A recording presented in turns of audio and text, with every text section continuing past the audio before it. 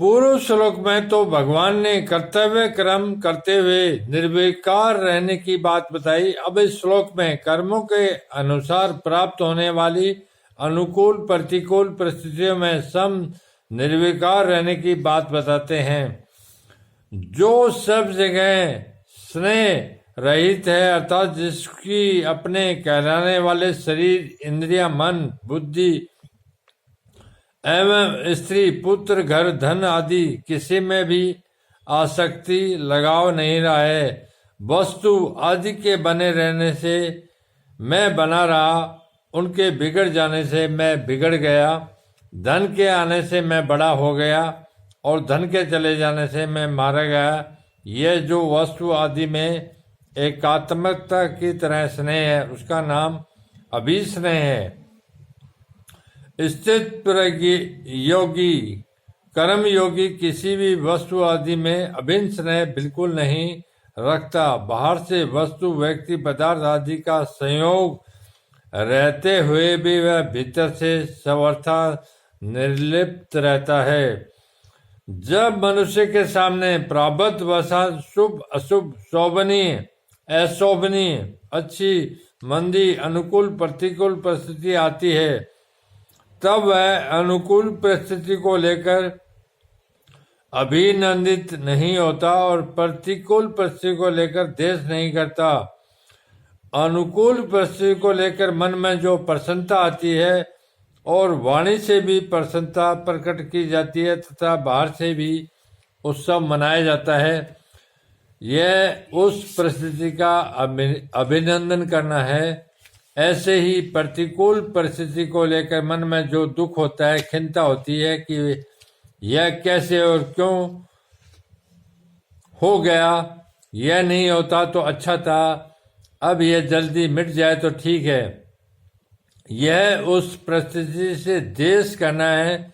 स्वार्थ स्नेह रहित निर्लिप्त हुआ मनुष्य अनुकूलता को लेकर अभिनंदन नहीं करता और प्रतिकूलता को लेकर द्वेष नहीं करता। तात्पर्य है कि उसको अनुकूल प्रतिकूल मंदे अच्छे मंदे अवसर प्राप्त होते रहते हैं, पर उसके भीतर सदा निर्लिप्तता बनी रहती है। तत् कहने का तात्पर्य है कि जिन जिन अनुकूल और प्रतिकूल वस्तु, व्यक्ति, घटना, परिस्थिति आदि से विकार होने की संभावना रहती है और साधारण लोगों में विकार होते हैं, उन अनुकूल प्रतिकूल वस्तुओं आदि के कहीं भी कभी भी और कैसे भी प्राप्त होने पर उसको अभिनंदन और द्वेष नहीं होता।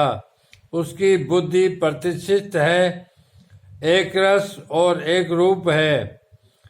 साधना अवस्था में उसकी जो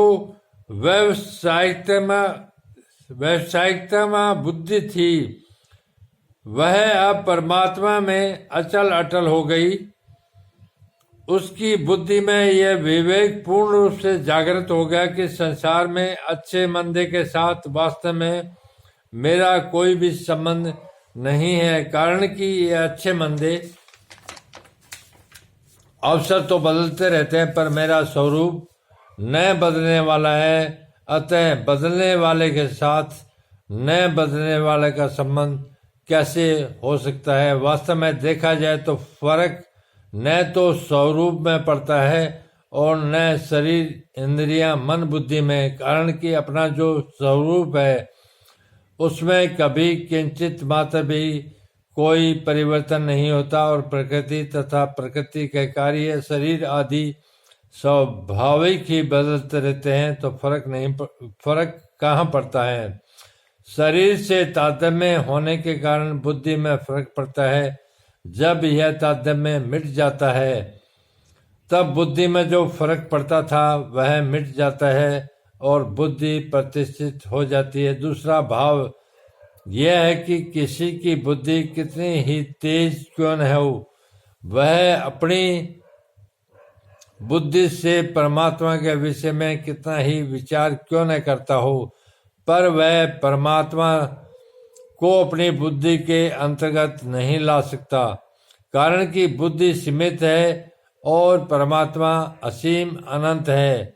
परंतु उस असीम परमात्मा में जब बुद्धि लीन हो जाती है तब उस सीमित बुद्धि में परमात्मा के सिवा दूसरी कोई सत्ता ही नहीं रहती। यह बुद्धि का परमात्मा में प्रतिष्ठित होना है।